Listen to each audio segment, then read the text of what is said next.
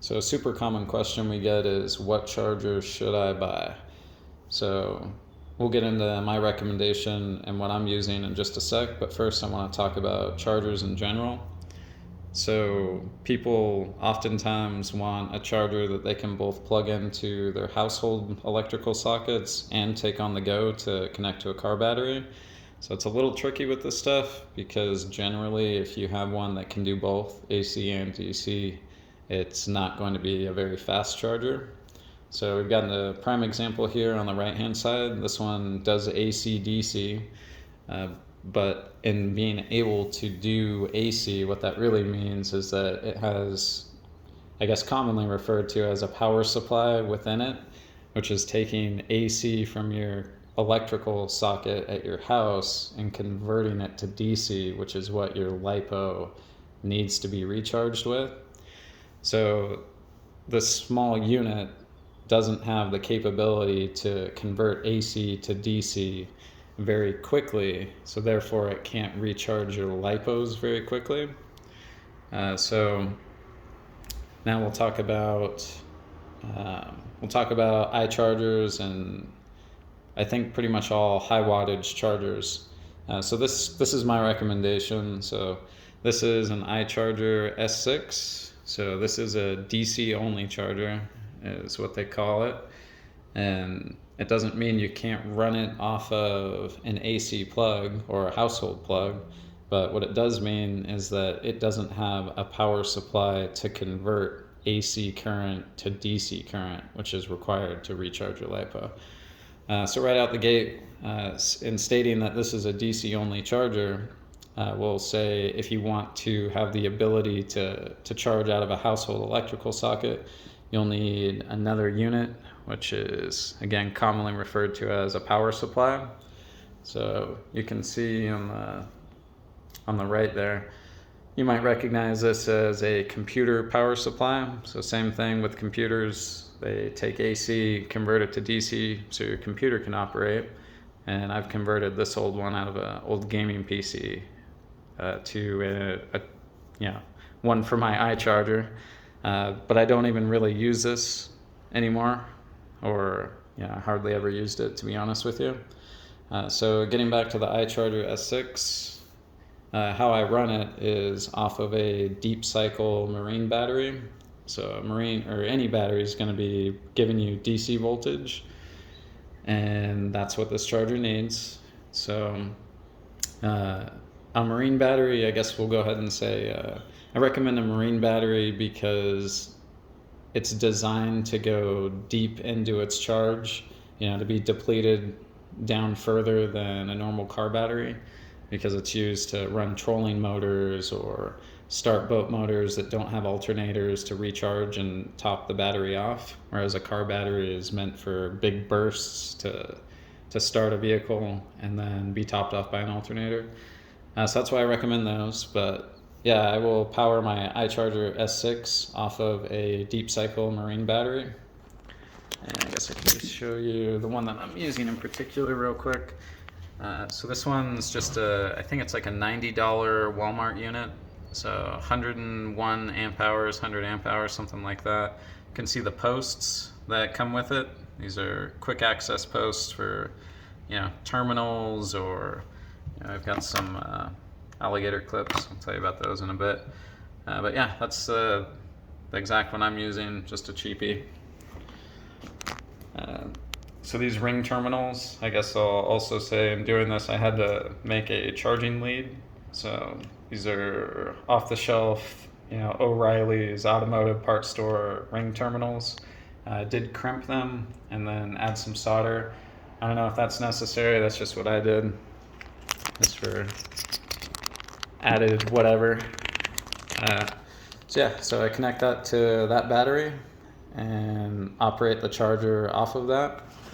So it's portable, relatively inexpensive with the functions that we're going to talk about right now. So usually when we're upgrading chargers, we're looking for high amperage charging and discharging. And we do this to try to maximize performance out of a battery by heating it up to lower the internal resistance so we can get more output from the battery, you know, which is important for drag racing specifically because the power demands are so high. So what this charger will do is it will, and you know, the most important function is it will allow you to do something called regenerative discharging. And what that means is it will take your LiPo, you know, plugged into, say, the left-hand side there, and it will allow you to transfer voltage from your LiPo through the charger and back into your input battery, which in this case is a marine battery. So you can charge or discharge up to 40 amps just going straight back into your input battery, which is super cool. So prior to this, I used to think you used to have, what is it? I don't know, $400 or $500 into a charging setup to have a iCharger 406 Duo with a fancy discharge bank, and you had to have the 2 plugs to plug the discharge bank in, all this stuff. But this little unit can do it just the same, and I think it's safer, honestly, and more efficient. Safer in the sense that you don't have a discharge bank that's piping hot that can burn you or, you know, start a fire or something like that, since discharge banks are using resistance, which creates heat to burn off electricity. Whereas this system, using the regenerative to go back to an input source battery, is just transferring voltage, you know. So you're more efficient in that you're not just burning off voltage, you're transferring, you know, at least some of it is going back to the battery, which is pretty cool in my opinion. So yeah, iCharger, it's got all the accuracy, all the options, you know, a ton of different options. I'm not going into all that stuff. You can look all that stuff up.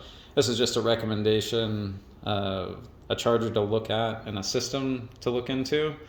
So that's going to be the iCharger.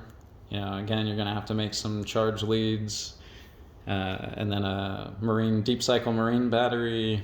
And then if you don't have a way to charge the battery, a car battery or boat battery, you obviously need like a charger for that. If you've got a boat, you know, and you've got a battery charger, you're ahead of the game already. It's a small investment from there. If you don't have a charger, my old one actually just died. I picked up a 4 amp. I can show you that. This is from Harbor Freight. Just a 4 amp cheap trickle charger. You know, I don't need it to be high amps or quick. I just plug it in overnight, you know, every once in a while, and recharge the battery. And yeah, I mean, super easy. There'll be a link in the description with an example of regenerative discharging and how it's set up on this charger specifically, but I'm pretty sure all iChargers run the same software and are pretty much the same. I guess it's worth noting the X series of iChargers, so like an X6, I think runs around $100. They use XT60 input output and can do 30 amps up and down, which I honestly only use 30 down and I think like 22 up, something like that. So I don't even use the full 40. So an X6 would have probably done me just fine, but I do like having the option, and I like having the bigger plugs just for more or safer, you know, higher capability if I do want to go that way. And yeah, that's my system, and that's what I recommend.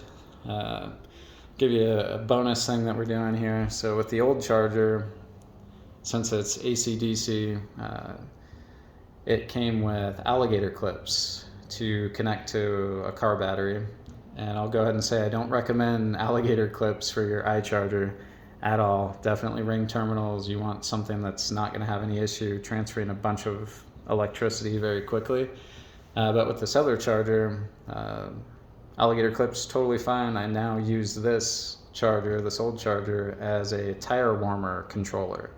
So I have that plugged into my tire warmers, and I can control how much voltage goes through.